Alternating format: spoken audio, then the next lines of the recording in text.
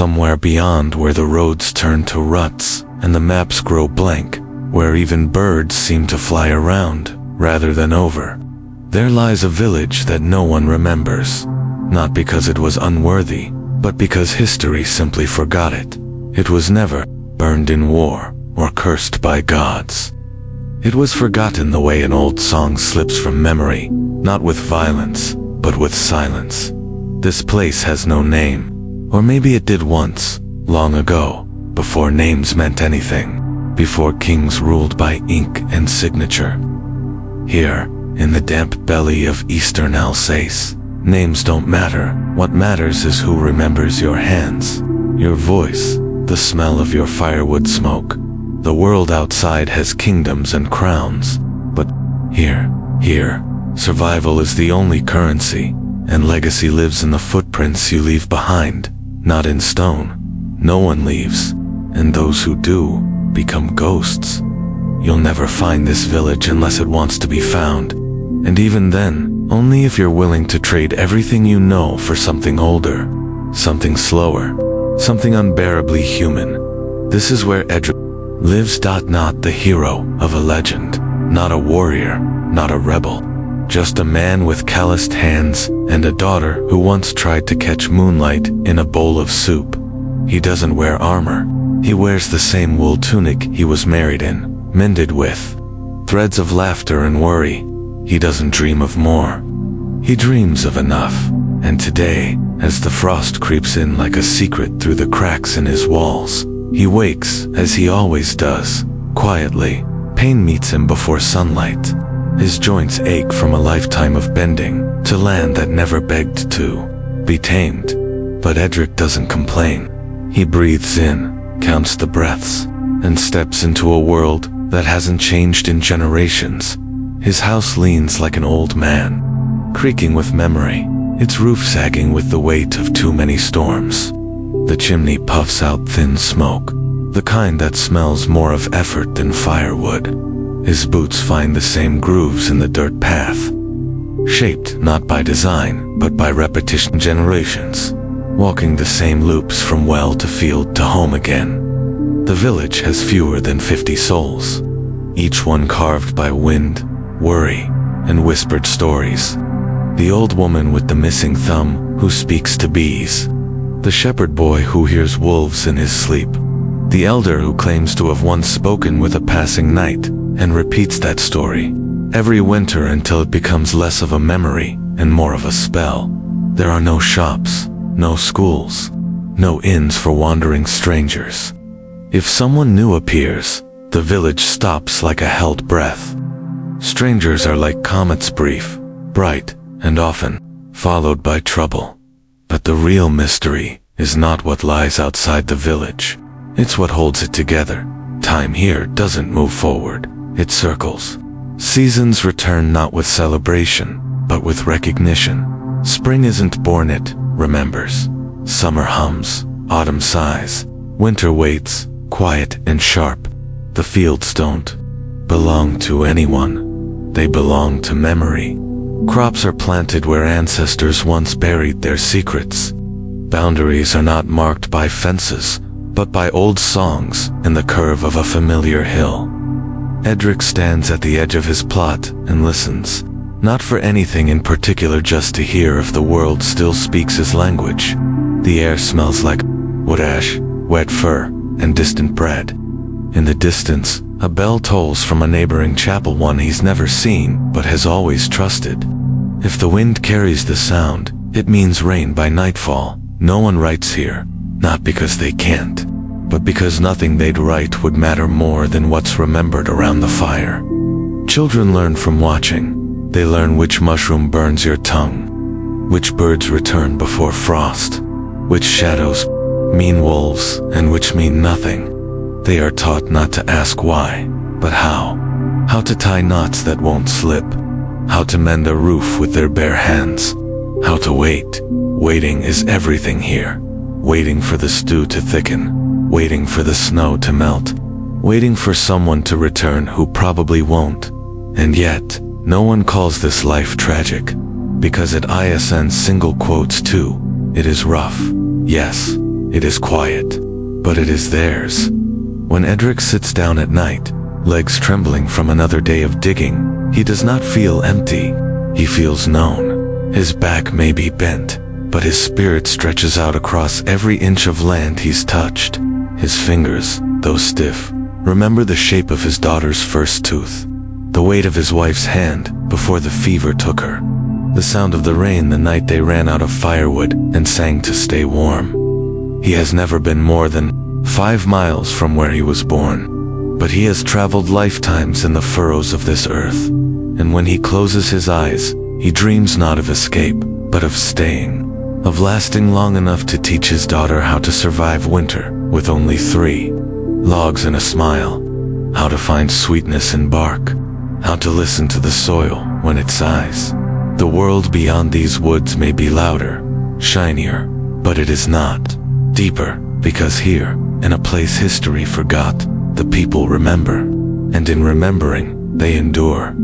If you found yourself here, in this story, perhaps it's because part of you was looking for something older than noise, something softer than victory, something more honest than glory. Maybe like Edric, you're not chasing a crown, you're just trying to keep the roof from leaking.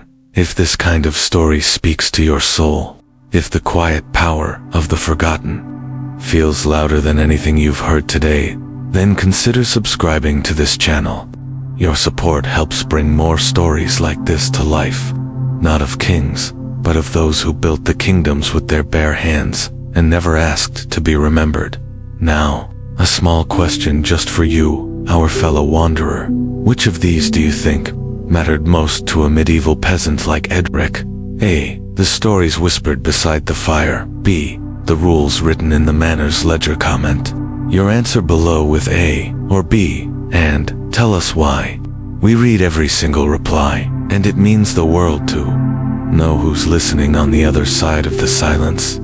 They say houses are built from wood and stone, but Edric's home is made of something else entirely, something softer, more fragile, yet somehow stronger. The house isn't trying to keep the world out, it's just trying to hold itself together, long enough to shelter the lives that unfold inside it. Edric's home is small, no more than a single room wide and 1 room long, with a lean-to on the side that his brother once promised to finish before winter, and never did. The floor is packed dirt, uneven, and cracked like an old man's palm. In some corners, it swells up in small mounds. In others, it sinks like the earth is sighing. The smell inside is always changing. Sometimes it smells like burning apple, sometimes like wet wool, sometimes like stew gone sour, and then rescued with just enough salt. There's always a hint of livestock too, 'cause livestock live here, inside the house. Not out of convenience, but necessity. Lene, the family cow, sleeps just off the far wall on a bed of straw, her breath steaming like a second hearth. 2 chickens roost near the woodpile, and Edric long ago stopped shooing them away. They are part of the rhythm now. There is no separate kitchen, no separate bedroom, no locks, no closets, no privacy in any modern sense. There is only closeness, raw, honest closeness. Merewen sleeps curled under a wool blanket at Edric's feet. Lene, her cousin, sleeps crosswise near the door, bundled tight against the draft. Everyone shares warmth, and when the wind screams, they all hear it together. The hearth is the heart of the home, not just in warmth, but in spirit. It's where soup simmers, where bread dough rests, where tools are heated and bent and fixed. It's where Edric sat for hours the night Merewen was born, warming stones to place beneath his wife's spine, whispering promises to the fire because there was no one else to hear them. The pot hangs there now, blackened from years of use, bubbling quietly with a stew that's neither fresh nor spoiled, just familiar. The house always smells a little like that pot. It's a scent that's hard to describe but easy to miss the moment you leave. The walls are made from wattle and daub twigs woven tightly and smeared with a mixture of clay, straw, and old memories. There's no symmetry, no right angles. One wall bows in slightly, as if exhausted from holding back so many winters. Another bulges outward, where Edric reinforced it with broken tools that had served their time in the fields, and now serve as bones in the house's spine. The roof leaks, not constantly, just enough to teach you where not to sleep. In heavy rains, buckets are moved with the grace of dancers. Merewen knows which spots drip first. She treats them like pets, naming them and listening for the rhythm of their tap-tap-tap in the silence of the night. In recent months, new rituals have emerged born from necessity and hardened into habit. Lene weaves cords from goat sinew to make traps for the small mice that sometimes chew at the sacks of grain. She calls it evening sport and takes pride in every catch. Merewen, more gentle in nature, has begun carving birds from wood, scraps. She places them on the rafters, watching the shadows they cast as if they're a flock keeping guard. There's no art here in the traditional sense, but the house is full of expression. The cracks in the walls, the curve of the spoon Edric carved after his wife passed, the single candle on the shelf that no one lights unless someone's dying. These are the stories of this home, told in silence and smoke. There's an intimacy to it all that most people today would find suffocating. But for Edric and his family, it is life distilled. They don't need space. They need each other, and the house listens. When someone coughs in the night, the house carries the sound like a lullaby, bouncing it off the walls, wrapping it in warmth. When someone laughs, really laughs, the sound lingers longer than it should, echoing through the beams like it's trying to stay. Every item in the house has purpose, or once did. The bench with the cracked leg is now a shelf. The broken spindle is a hook. The stone used to crush herbs used to be a child's toy. Nothing is wasted, because everything belongs. There's a part of the house that's just for remembering. A shelf above the hearth. It holds nothing of value, but everything of worth. A smooth stone from the river, where Edric proposed. A bone comb with 3 missing teeth. A piece of blue ribbon that once held a braid in place. He touches these things, often not to remember the past, but to make sure it still remembers him. When the house settles at night, it breathes. You can feel it in the floorboards, hear it in the creak of the roof. You can almost believe that it's alive, that it dreams with you, that it keeps watch when your eyes are closed. Once, during a storm, a section of the wall gave way. Edric patched it with the wooden lid of a broken grain bin. The next morning, Merewen painted it with crushed berries into the shape of a sun. So it knows we forgive it, she said. That sun has faded now, but the wall still stands. The home isn't beautiful by any outside standard. But there is a beauty in its defiance, in its refusal to fall down, in its choice, because it is a choice to keep standing for the people inside it. The house is tired, yes, but so is Edric, and like him, it keeps going. When visitors pass through, which is rare, they see poverty, but Edric sees resilience. They see a crumbling shack. He sees 100 winters survived, and when the wind moans through the rafters, and the fire dims to coals, Edric doesn't feel fear. He feels familiarity. The kind you only get from something that has seen your worst and still holds you anyway. This house has held laughter, loss, fever, forgiveness. It has outlived those who built it. It will probably outlive Edric, and in a way, he hopes it does, because some stories aren't meant to end. Some are meant to be lived in, added to, patched, warmed, and passed down. And if this house could speak, it wouldn't boast, or warn, or weep. It would whisper something much quieter. Something like, I'm still here. And that would be enough. Memory. The walls. Remember. They remember every storm that slammed into them. Every spring thaw that softened their base until mud swallowed your boots. Every night when laughter was louder than the wind. The roof, patched with straw, hides secrets in its sag. The door doesn't quite close, and hasn't for years, but it doesn't need to. There is a pot in Edric's home that has never known emptiness, not because it's full, but because it's constant. It sits above the hearth, a round-bellied vessel blackened by decades of smoke. Its sides thick with the memory of every meal ever made in it. No one remembers when it was first hung, or by whom. It was simply always there, much like the house itself, or the sound of wind clawing at the shutters each night. It is never washed in the way one might expect. Its flavor has depth, not from spices, but from the ghosts of past meals, zunions gone soft, barley from the last harvest, the faintest trace of pork that hasn't passed through the house in weeks. The pot is not a kitchen tool. It's a ritual, a rhythm, a way of measuring time. Mornings begin with its stirring. Merewen uses a carved wooden spoon, the handle smoothed by use, its tip blackened from lazy resting against hot iron. She does not taste it, not because she is forbidden, but because she knows exactly what it will be.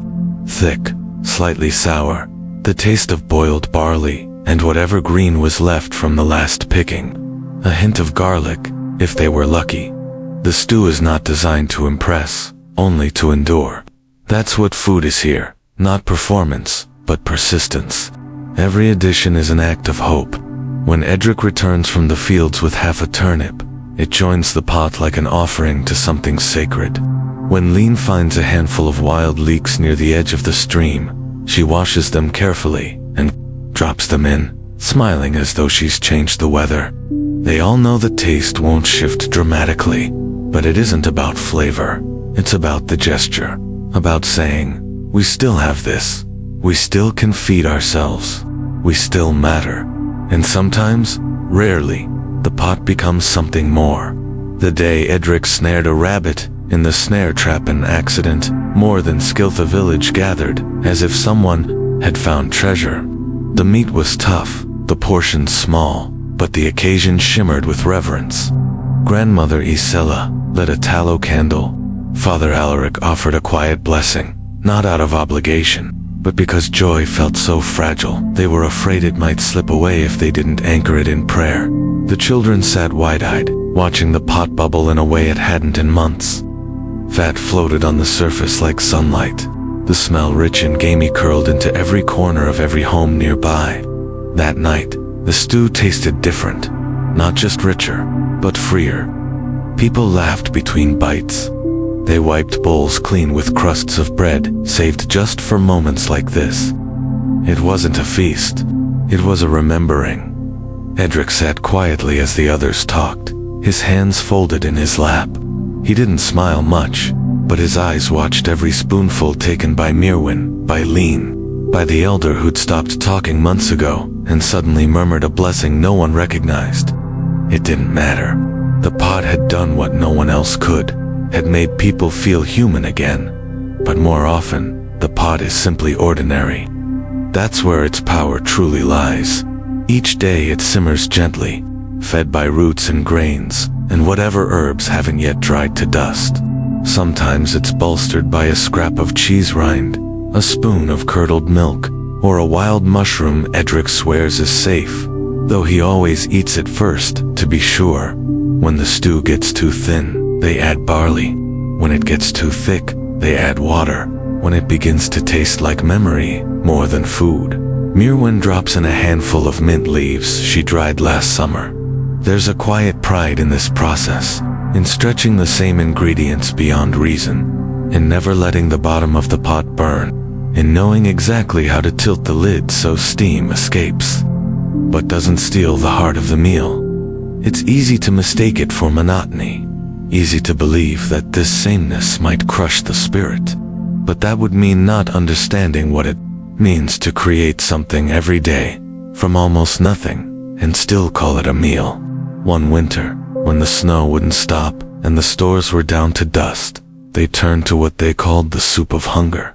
It was water boiled with bark scrapings, the last of the cabbage, and salt scraped from the bottom of the barrel. They didn't pretend it was anything more. Edric named it aloud in front of the children, so they wouldn't feel ashamed. "This is our soup of hunger," he said. "It means we're still here." And so it was. That same night, Merewen added a twist. She dropped in a pebble, not to cook it, but to make them all laugh. "Stone soup," she grinned. mimicking the tales they'd told by firelight. Edric smiled, for real this time, and kept the stone in a pouch near the hearth for years. Food is never just food, it's memory, it's conversation. It's what ties their small house to the seasons, and their seasons to each other. Every now and then, the pot becomes a journal. Lene has taken to carving notches into the side of the wooden spoon, one for every new ingredient they've added that month. It's not precise, and she refuses to explain the code, but she guards it with the same seriousness others guard livestock. If I lose count, she says, we might forget what we've survived. The truth is, they already know. They know by heart which herbs can stretch a broth, and which will turn it bitter. They know which roots grow back strongest after a frost. They know how long they can boil a bone before it stops giving anything back. They know what hunger sounds like, what patience tastes like, and how silence sometimes means more than prayer. The pot doesn't ask questions. It accepts what it's given, transforms it, and gives it back warmer. It's the most generous thing in the house. It gives them not just sustenance, but continuity, even when the rest of the world forgets them. If a stranger ever came and asked what they eat, Edric might point to the pot and say, we eat what we have.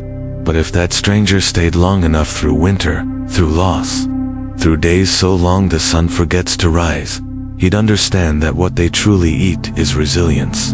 And when Merewen grows old and teaches her own children how to stir without spilling, how to add without overwhelming, how to taste with more than the tongue, the pot will still be there, not full, but never empty. There are two powers that rule Edric's world. Neither one wears a crown, yet both weigh on his shoulders. One lives on the hill in a stone manor, tracking debts and harvests in a leather-bound ledger. The other speaks in Latin, lights candles at dawn, and tells stories of saints whose bones are said to hum in the earth. Between them, the villagers live. The chapel stands at the edge of the village, where the trees begin to rise, and the grass always seems slightly wet. It is older than the road that curves past it, older than most of the stories told within it. Built of uneven stone, patched in places with wood and hope, it leans slightly to the east, as though bowing to something unseen. Inside, the air is cool, touched with the sharp scent of beeswax and the softer rot of old wood. The roof creaks in wind. The floor stones are worn smooth by knees, not shoes. Father Alaric lives in a modest hut nearby, but he is always in the chapel at dawn. He lights the fire, not because it's cold, but because there's a ritual to eat a rhythm that calms. He doesn't look like the kind of man who commands souls. His robes are mended, his sandals patched with twine. He walks slowly, as though thinking too much weighs more than the years. But when he speaks, people listen not out of fear, but out of habit. Faith, after all, is another kind of muscle. It grows by repetition. No one in the village understands Latin, but they understand the way it sounds, the rise and fall, the lilt, like a lullaby, meant for something beyond human comprehension. It doesn't need to be understood to be believed. The villagers do not memorize prayers. They inherit them, passed down like recipes and warnings. On feast days, the chapel fills early. Candles flicker on stone sills. Merewen always sits on the left, near the window that lets in the birdsong. Lene sits beside her, hands clasped so tight they go white. Edric stands at the back, like he always does, one hand on the beam by the door, eyes half closed, not from sleep, but from memory. He doesn't pray with words. He prays with silence. St. Hildegard's day comes in spring, when the ground is soft and the trees are just beginning to believe again. The children gather, herbs, mint, sage, wild rosemary, and weave them into crowns. It's not a tradition from the church. Not really. It's older, but Father Alaric blesses it anyway, touching each child's head, offering a soft smile and a rhyme about green things growing toward heaven. This year, he asks the children to write their own prayers. Merewen brings him a folded piece of cloth, with a line stitched in blue thread. Keep our fire lit when we are tired. Lene draws hers on bark, a picture of the chapel roof with wings. Edric writes nothing, but he listens when Father Alaric reads the prayers aloud during Mass, his voice shaking slightly, not with fear, but with the weight of hope that isn't his. The church is not a building, not really. It is a presence. It decides when they fast, when they feast, when they kneel, and when they may raise their eyes to the stars. It blesses their births, their fields, their dead. It asks for offerings, a tenth of their grain, a clutch of eggs, sometimes just a candle, but in return, it offers structure, a calendar, an explanation, a place to put their fear. When the crops fail, they don't curse the sky, they pray harder. When sickness comes, they light more candles. When a child is born with weak lungs or a crooked foot, they name him after a saint and hope that's enough to make him strong. Father Alaric doesn't promise healing, he promises meaning. He tells them that suffering is a kind of blessing in disguise, that every ache on earth may shorten their stay in purgatory. He doesn't always believe it, but he says it softly, with a hand on their shoulder, and that's enough. There are relics in the chapel, nothing grand, just a splinter of wood, said to be from a saint's staff, a torn piece of cloth rumored to have touched the bones of a martyr. Father Alaric doesn't push belief. He lets it linger, like incense. Some believe deeply, others merely nod and whisper, just in case. On colder nights, the chapel is left open. Some villagers sleep on its floor. Not for shelter, homes are just as warm, but for nearness. They lay beside the altar and listen to the wind through the rafters, hoping it carries a whisper back down. It's easy to think their faith is blind, but it isn't. It's intimate. It's complicated. They argue about it at times, around the fire. Grandmother Ysella insists Saint Benedict watches over their well. The weaver swears the Virgin Mary cured his daughter's cough. Edric listens, says little. He remembers the day Father Alaric came to bless his wife before she died. He remembers the look in the priest's eyes when the blessing ended and the breathing didn't. Still, Edric attends Mass. He lights a candle each year on the day of her death. He kneels, not because he expects reward, but because kneeling is what you do when you've run out of other ways to hope. Faith here is not a golden halo. It's a thread through a sleeve that's been patched so many times you no longer know where it started. It's in the way Lene crosses herself before picking up a shovel, in the way Merewen hums the Sanctus while hanging herbs to dry, in the way Edric touches the chapel door every time he passes it. Just for a second, like he's steadying himself against something only he can feel. The Lord up the hill may own their land. The king, far away, may own their future. But the church owns something deeper. Their rhythm, their explanations, their need to believe that this life, harsh and brief as it is, leads to something more. And yet, there is no fear in that belief. Not really. There is comfort. Not comfort as we know it today. No ease, no relief, but a kind of shape. The idea that even pain fits into a pattern. Father Alaric often walks alone at dusk, muttering scripture under his breath, sometimes stopping to pick a flower or touch the bark of a tree. Edric once asked him if he believed every word he preached. The priest had smiled, slow and sad. "I believe enough," he said, "and sometimes I believe more when you do." That was enough, so the villagers go on praying. They confess. They fast. They bury their dead with hands shaking and hearts steady. They write their prayers into the air with breath and bread and blistered fingers. Not because they are told to, but because it gives them something to hold when everything else slips through, between the cross and the crown, between what they owe and what they believe. They have found a third place, quieter, deeper. They call it faith, and it is the one thing no steward can tax, no lord can demand, and no famine can take. Edric has never seen the inside of the manor house, though he's walked past it all his life. It sits just above the village on a gentle ridge, always just slightly out of reach, high enough to see the thatched roofs below, low enough to remind everyone who belongs to whom. Its stone walls are thick and gray, its windows of colored glass too small to be useful, and its chimney exhales smoke no matter the season. It is not a palace. It does not shine, but to the people below, it might as well be the edge of heaven, or the gates of something far colder. The Lord lives there, or, rather, he visits it when he pleases. Sir Corbin, a man whose boots have never touched the village mud, whose name is said aloud only when it's time to list debts or offer prayers of appeasement. He owns the land, not just the field Edric tills, but the dirt under Edric's floor, the path Edric's daughter walks to fetch water, the trees whose roots twist under the chapel steps. It's written somewhere in ink, in law, in God's own silence, but the true weight of that ownership doesn't come from Sir Corbin himself. It comes in the form of a man with a limp and a ledger, who arrives on foot and leaves with a list. His name is Sable, and though he wears no sword, he is the most dangerous man Edric knows.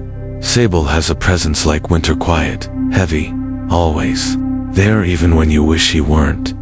He wears dark green wool, the kind that used to be finer before years, and Miles wore it thin. His hands are ink-stained and precise. He does not need to shout to be obeyed. He simply opens his book and waits for silence. He does not ask if you have enough. He asks what you owe. 3 hens, 1 bucket of barley, 2 days of labor each week on the manor fields, 1 pig once a year. If you brew ale, a portion of that too. If you catch fish, don't forget to count them. Even the river, if it flows through Corbin's land, belongs to Corbin's purse. Edric has learned to answer carefully, not with lies, but with half-truths shaped by need. A bushel becomes 3/4. A litter of piglets becomes 5 instead of 6. Sable knows. They both do, but Sable doesn't punish unless he must. There's no satisfaction in emptying a house already teetering on hunger. He is not cruel, not the way the stories warned, but he is efficient, and that's almost worse. Once, years ago, Edric watched a neighbor dragged from his home after missing a tithe. Not beaten, just removed.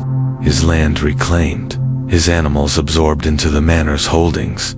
The man didn't scream. He simply looked back at his home with an expression Edric never forgot, like watching his own memory being erased. Since then, Edric has paid what he must and hidden what he can. A sack of grain buried under a false floor in the shed. A goat listed as barren that gave milk only in the quietest hours of the night. These are not acts of rebellion. They are acts of survival. Everyone does it. Quietly. Together, the village has its own network. Not spoken aloud, but woven through glances and nods. Lene trades eggs for cloth with the weaver's widow. Merewen swaps herbs with the baker's daughter for an extra crust of bread.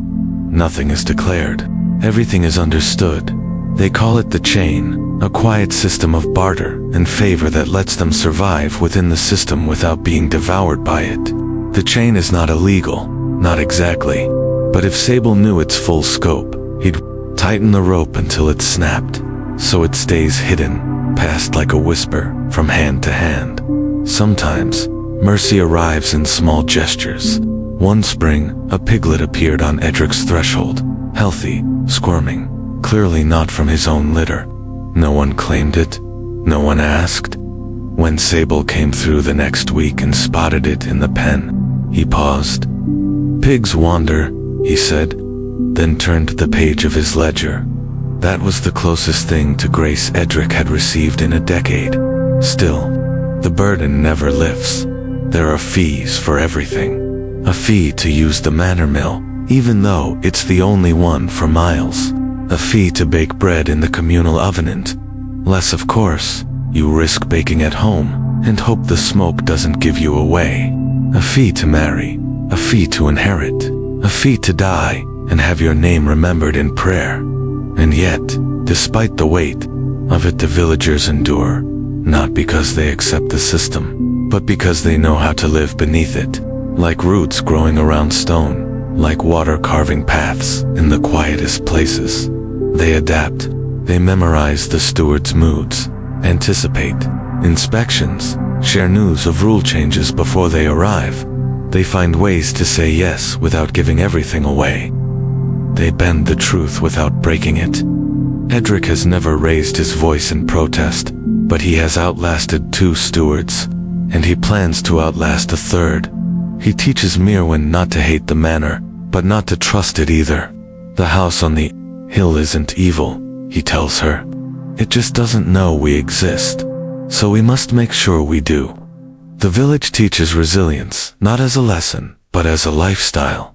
Children grow up understanding how to store grain where rats and stewards can't find it, how to trade for medicine without admitting you're sick, how to smile with your mouth but keep your hands close to your chest. And still, there are brilliant ones, when the weight of it all is forgotten, when someone sings while turning soil, when the barley comes in thick and golden, when Merewen, just for a second, dances with Lene in the rain and forgets the tax on flour.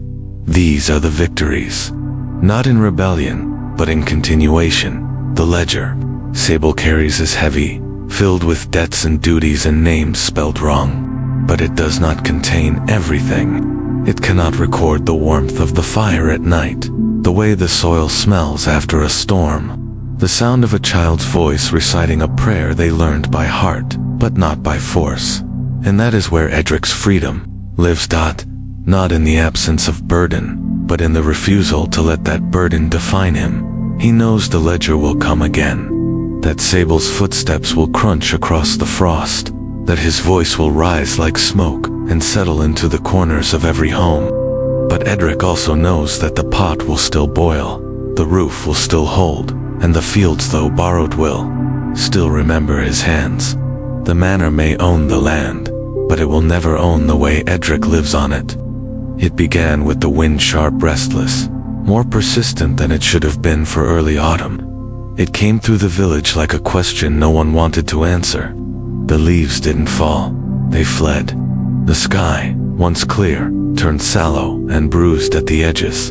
Even the animals grew quiet, noses in the air, ears twitching like they sensed something older than weather. And then came the cough. At first, just one, a child, then another, then an old man who'd outlived his own stories. It started as a sound, an echo bouncing through homes and fields. But it didn't stay sound for long. It became heat behind the eyes, sweat that soaked through blankets, breath that came with more effort than it should. No one said the word plague, not because they didn't believe it, but because in a village this small, saying a word like that was like inviting it to sit at your table. Edric noticed it first in the rhythm of his neighbors. Steps slower, faces more pale, conversations shorter. People began to pray not only at church, but while they milked cows, chopped wood, or stirred the stew. And not loud public prayers, whispers, mumbles, the kind meant more to calm the speaker than to summon anything divine. Lene was the first in their house to get sick. One morning her laughter went quiet. By noon, she was curled beneath the quilt with her forehead slick and hot. Merewen wouldn't leave her side. Edric didn't either, but he stood back, hands clenched, heart pacing faster than his breath. No healer visited their village. No surgeon rode in from the city. They were alone, as they had always been when it mattered most. But this time, they didn't have time. Help came from someone unexpected. Tilda, a girl of 9, with wild curls, and a mother who'd died the year before, began to appear at doors with bundles of herbs in one hand and silence in the other. She wasn't trained, but she remembered things. She remembered the color of the leaves her mother used for fever, the smell of the root boiled when the coughing wouldn't stop. She remembered the prayer her mother whispered into the pot while stirring clockwise. She made salves from comfrey, tea from elderflower. She didn't promise healing, she promised warmth. And sometimes, that was enough. When Edric fell ill, it hit harder. He collapsed near the barn, chest heaving like bellows. Merewen screamed for help. Lene, barely better, dragged a bucket of snow to press against his chest. Father Alaric came, placed a hand on Edric's head, then stayed through the night, reading psalms in the soft voice he usually reserved for funerals. Edric doesn't remember much of those 2 days, just flashes, the creak of the rafters, the feel of a cold cloth on his neck, the sound of Merewen's breath, ragged from crying, beside his bed, and Tilda, humming a lullaby no one had taught her, when he woke on the 3rd day. Weak but breathing, the fire was low, and the stew pot was empty, but the house was still standing, and so was he. Not everyone was so lucky. 3 in the village died that week. The baker's apprentice, a newborn, an old widow who had stopped eating days before. No one rang bells, no one held funerals.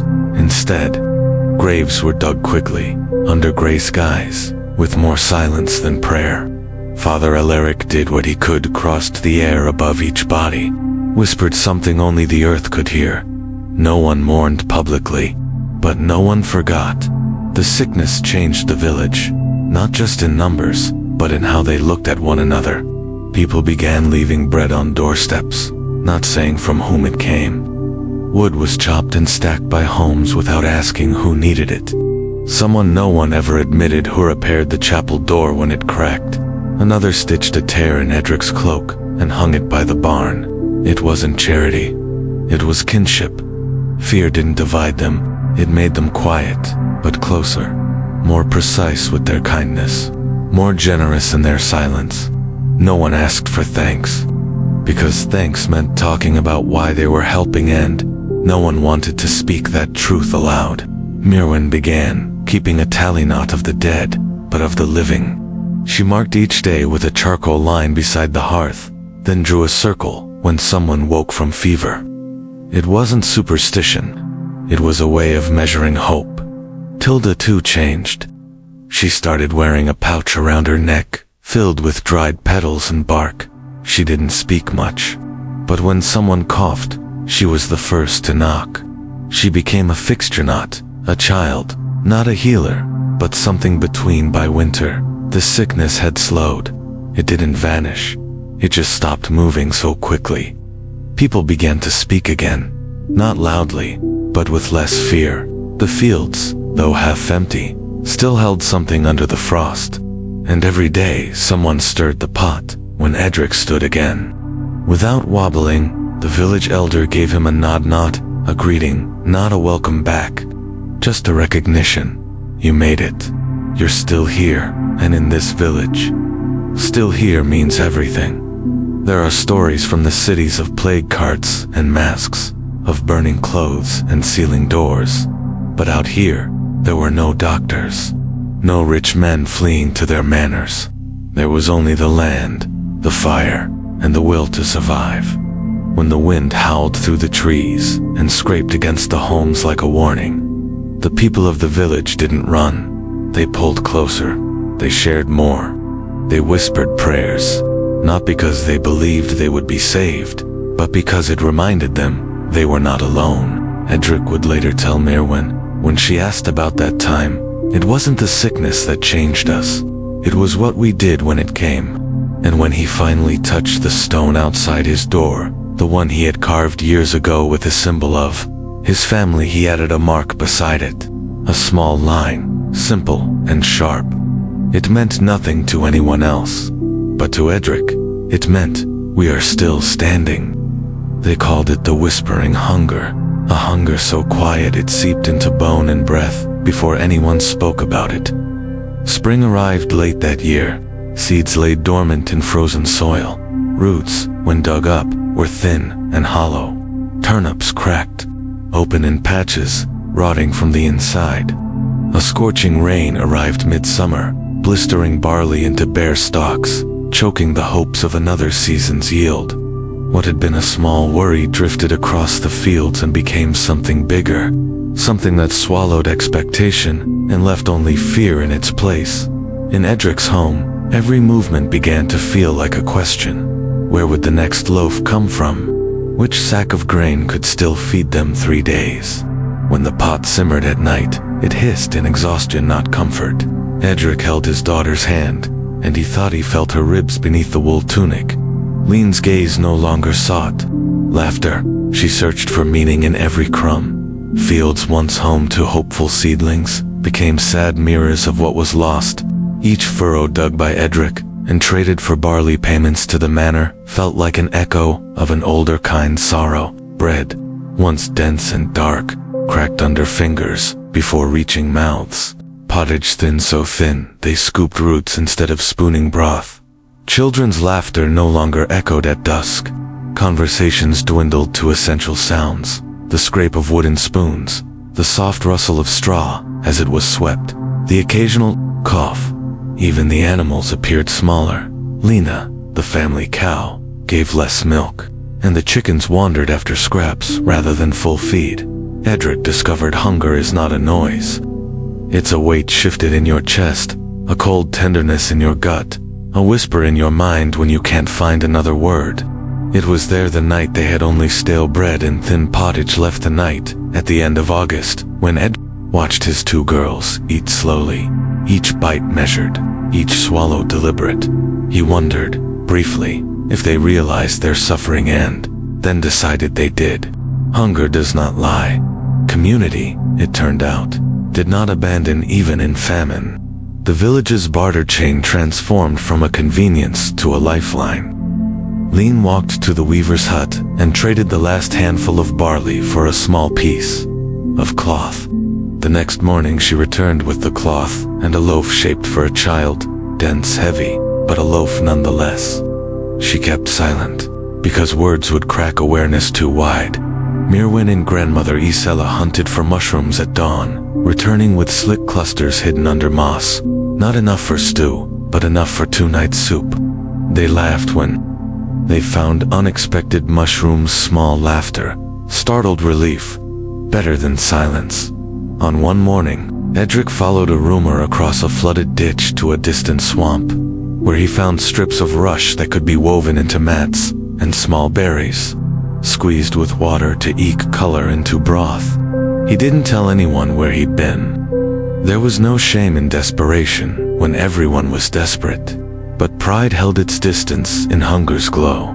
Still, Edric sometimes wondered if survival was enough. A gathering occurred in Alric's hut. Edric, father, Alaric, Ysella, Lene, Merewen, and others crowded around a low fire, breathing in its shelter. In between coughs and whispers, they spoke of giving meat if a pig died, giving eggs if a hen fell, giving barley if anyone still had barley. It was not charity, it was a shared struggle, a pact between bones. The idea came from Father, Alaric, over and over: we're stronger together, not because we are plentiful, but because there's enough between us. Edric carved that phrase into a clean piece of wood and hid it in the house, so when the cold woke him at night and the darkness pressed on his chest, he could remember it. Still, the despair returned.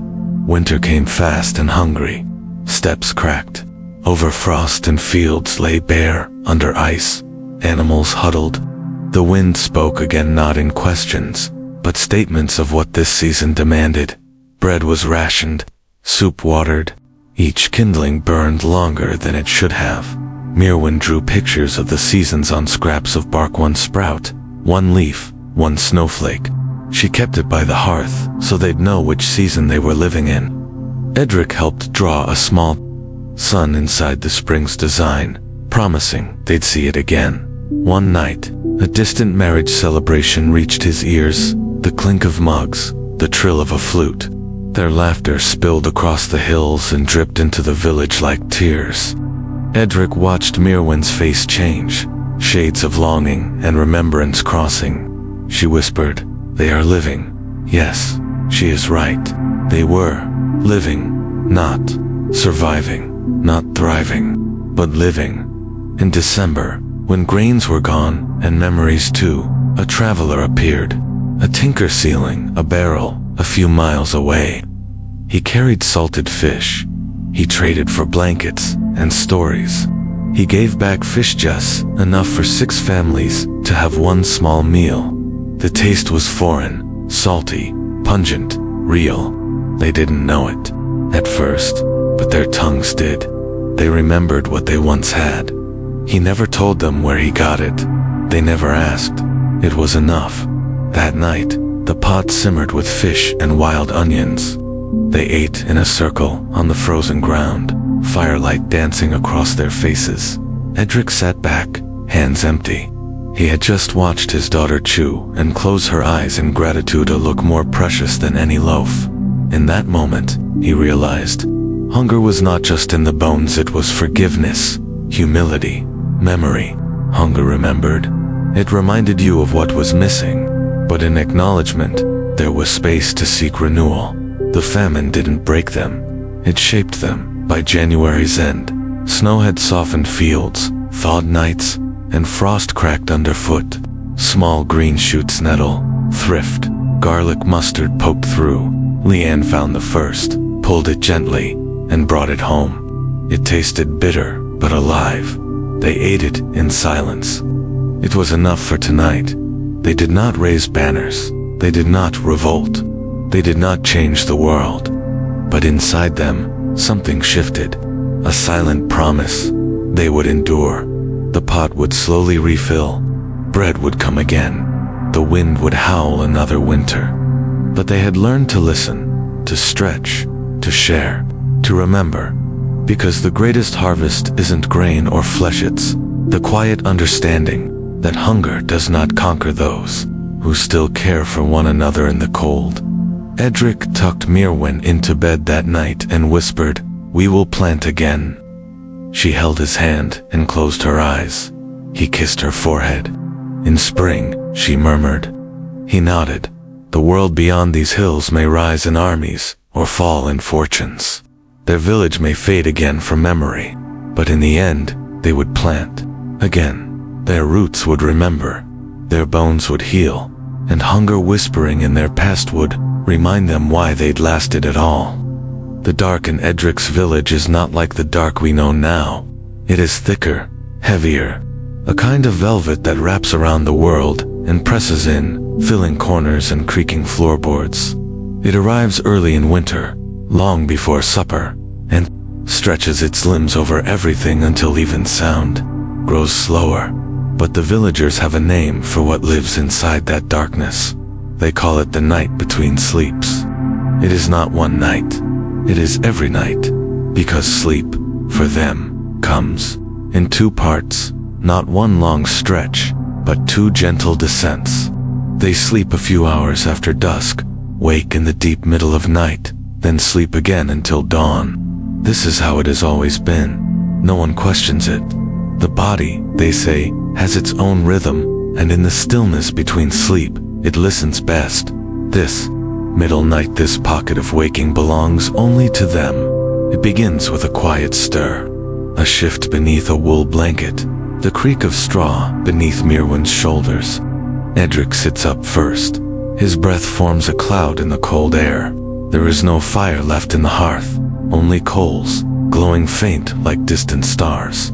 He adds wood carefully, a small blessing to the cold. No one speaks at first, not because they are afraid, but because words are too loud here. In this strange hour, language doesn't fit. Instead, the house hums with soft movements, a sip of water, the brushing of feet against earth's packed floor, the rustle of a child turning over. Sometimes they sit by the fire and just look into the flames. Sometimes Merewen brings her wood in, birds, and carves new feathers. Sometimes Lene braids her hair, fingers slow and thoughtful, like she's trying to braid time. This hour between sleeps becomes something sacred, not prayer, not ritual, but something quieter. It is when dreams and waking overlap, when memories are soft enough to hold without breaking. Edric thinks of his wife most during this hour. He sees her fingers by candlelight, hears her laugh in the snap of the fire. He remembers how she once told him that this hour was when the world was most honest. He believes her now in summer. They sometimes step outside during this hour. The stars overhead are vast, unshaped by city glow or noise. Merewen once asked him why the stars didn't fall. Edric had no answer. He only said, "They stay where they're needed." That satisfied her. It satisfied him. Other nights, Grandmother Ysella visits. She doesn't knock. She doesn't need to. She comes in with a story already forming on her lips. Stories are currency in this time between sleeps. No one wants explanation. They want shaped narratives that feel like dreams but leave something behind. When the second sleep comes, Ysella tells tales of the dead who whisper secrets in the wind, of wolves who guard children instead of chasing them, of saints who walk backward in dreams to teach us how to move forward. Merewen listens with eyes wide open, while Lene pretends not to care but never misses a word. On these nights, the village feels woven together, not by daylight or labor, but by these fragile, glowing hours. You know who is stirring by the smell of wood smoke drifting between homes, by the flicker of candles behind thin cloth.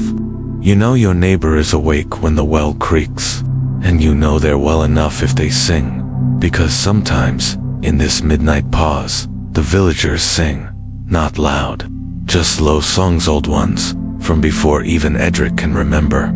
Some have no words, just hums that mimic the wind through the trees, or the sound of boots in snow. The singing isn't for performance, it's for company. It's the way people remind themselves and one another, I'm still here, so are you. Sometimes Edric writes, not with ink, with thought. He sits by the fire, watching the embers shift, and writes whole stories in his head, tales of people who survived worse winters, who laughed in the face of famine, who raised children who never knew hunger. These stories never leave his lips. They live inside him, like kindling. He writes them so the weight in his chest feels lighter. Other nights, they talk, the kind of talk that doesn't happen during the day. There's something in the hush of midnight that softens the tongue. Merewen once asked him what scared him most. He said, forgetting her face. She nodded. She knew he meant her mother. Then she said she feared forgetting what sunshine on wheat smelled like. They sat in silence after that, and Edric held her hand. There's power in naming fears when no one else is listening. Sometimes this time is used for work, quiet repairs, fixing a broken strap, mending a torn shift. But even labor feels different, under the blanket of stars and silence. There's no urgency, just purpose. And then, slowly, sleep returns. It doesn't arrive like a command. It returns like a river, slow, inevitable, winding through each of them until limbs grow heavy and eyes blink longer and longer. One by one, they retreat to the straw, to the quilts, to the warmth of shared bodies. Edric always remains the longest, watching the fire's last breath. Then he lays down, not with a sense of ending, but continuation, because the night isn't about rest. It's about remembering the quiet. It's about giving the soul room to stretch, away from obligation, away from hunger, away from the weight of what tomorrow demands. In the time between sleeps, there are no lords, no ledgers, no debts, no hunger. There is only breath, only warmth, only the slow, sacred act of existing together, safe, still. When dawn finally creeps into the cracks of their roof, the second sleep ends, and with it the magic. But it never fully disappears. It lingers in the smell of wood smoke on hair, in the softness behind their morning voices, in the way Edric brushes Merewen's shoulder as she rises, a silent good morning shaped by the hours. They shared in wordless closeness. They rise and stretch and eat whatever's left in the pot, and though the sun will soon demand labor, and the world will sharpen again, Edric carries that hush with him, because in that space between sleeps, he remembered who he was.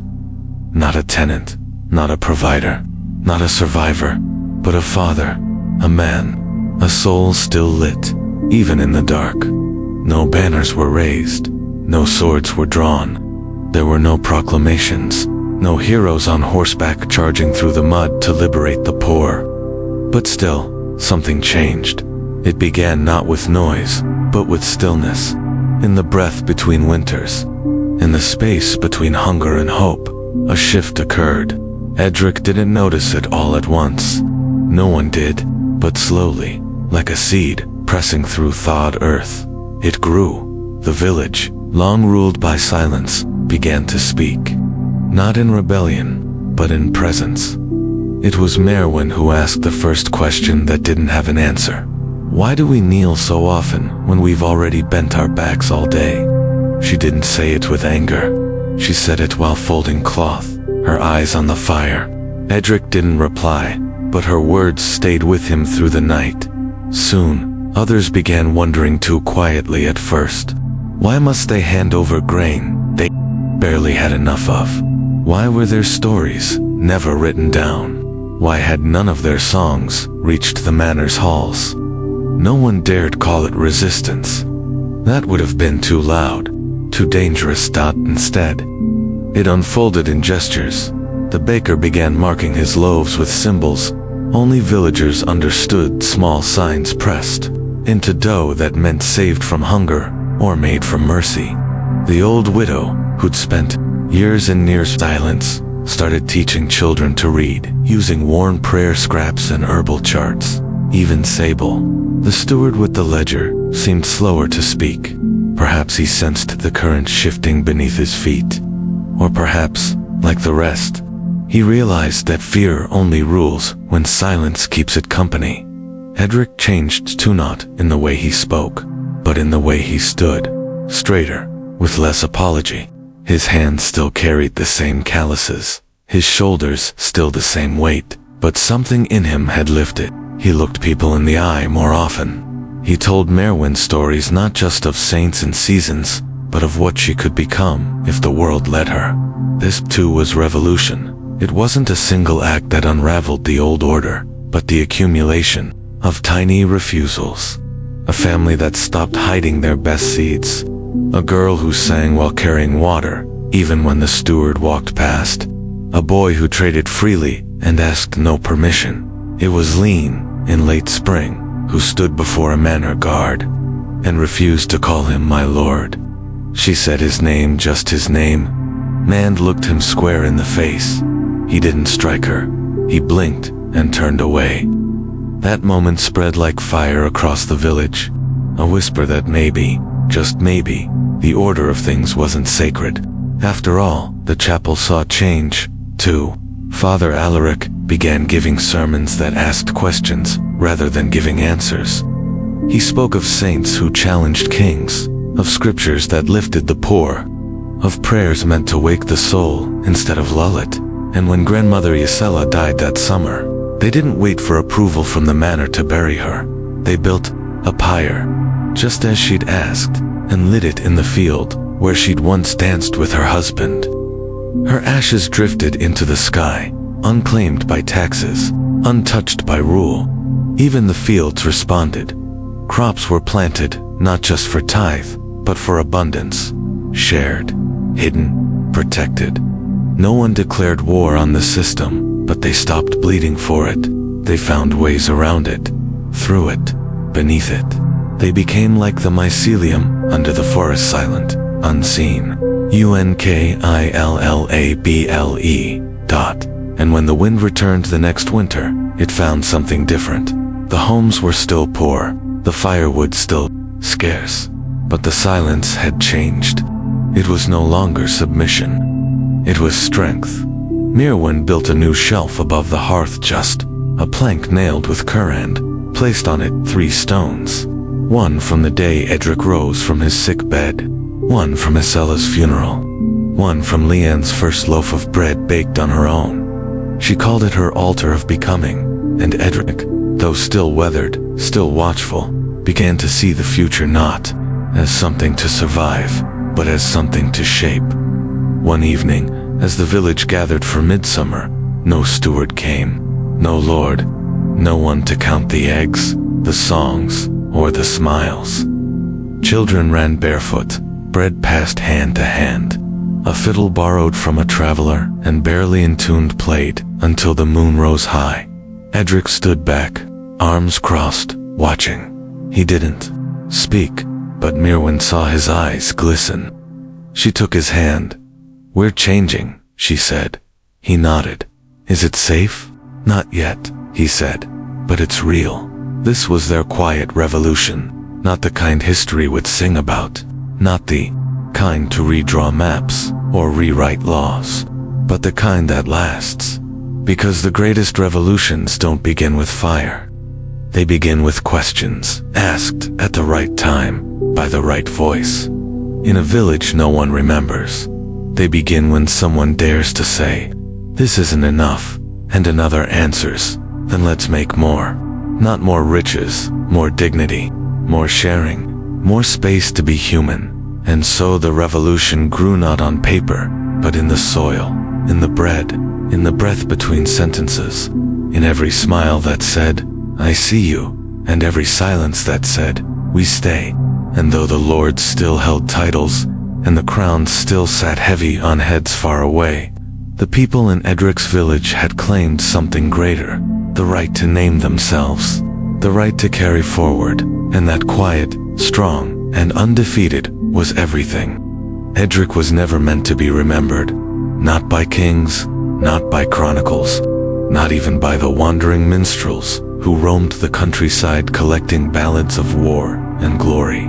His name would never be etched into stone, no songs would be sung in his honor.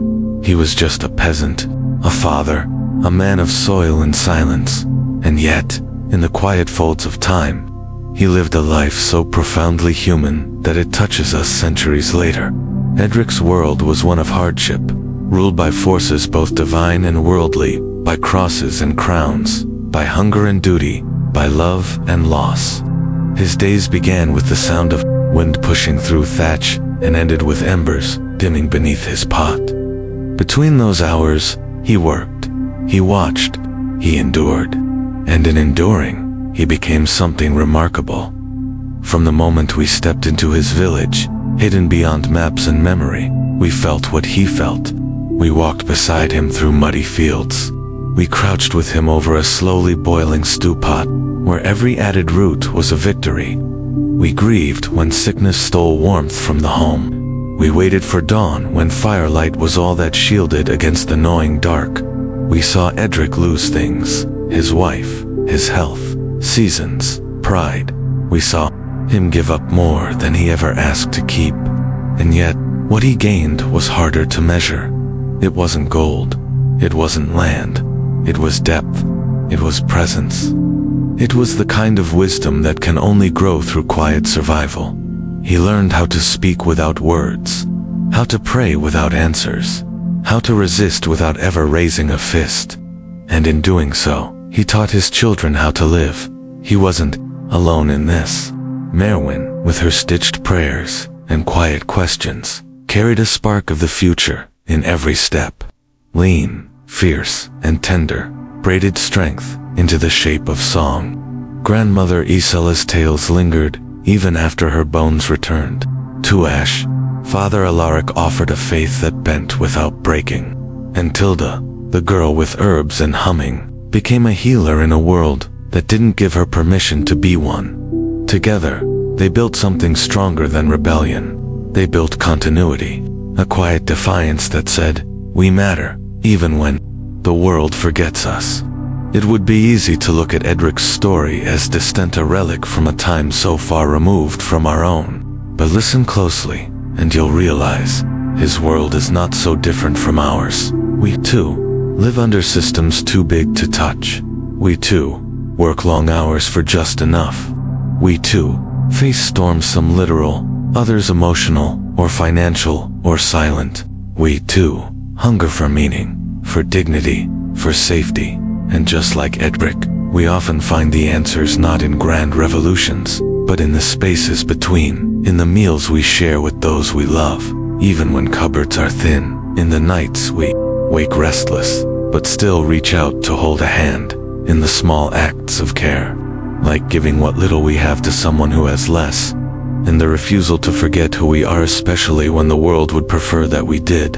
The lesson of Edric's life is simple, yet profound. You do not need to be powerful to matter. You do not need to be famous to make change. And survival itself, when done with dignity, is a kind of revolution. This message could not be more relevant today. We are bombarded by noise, by urgency, by competition, by comparisons. We're told that success means standing out, making noise, going viral. But what if true strength lies in the opposite? What if real change is built in quiet homes? What if legacy is written in shared meals and open arms? What if meaning comes not from having more, but from caring more deeply about what you already have? Edric's life is proof that softness is not weakness, that quiet is not absence, that ordinary people carry the most extraordinary strength. He didn't change his world through battle. He changed it by staying, by planting again after famine, by stirring the pot one more night, by teaching his children to remember, and maybe, just maybe, that's what we're meant to do too. So let me ask you, what does Edric's story make you feel? Do you see yourself in Bimmen the way he kept going, even when there was nothing left to give? Do you believe that quiet endurance, that gentle defiance, still matters today? I'd love to hear your thoughts. So here's a question just for you. Which of these two lessons from Edric's story resonates more with you? A strength is found in stillness and presence, not in power. B, survival, when shared with compassion, is a quiet kind of revolution. Comment below with your answer. A or B, and tell us why. Let's create a space where your thoughts add to this village of voices. And if you found meaning in this story, Edric's quiet courage inspired something in you, please consider subscribing to the channel. Your support helps us keep telling these stories, to light more fires in the dark, to remember more names history tried to forget, because every story deserves to be told, especially the quiet ones.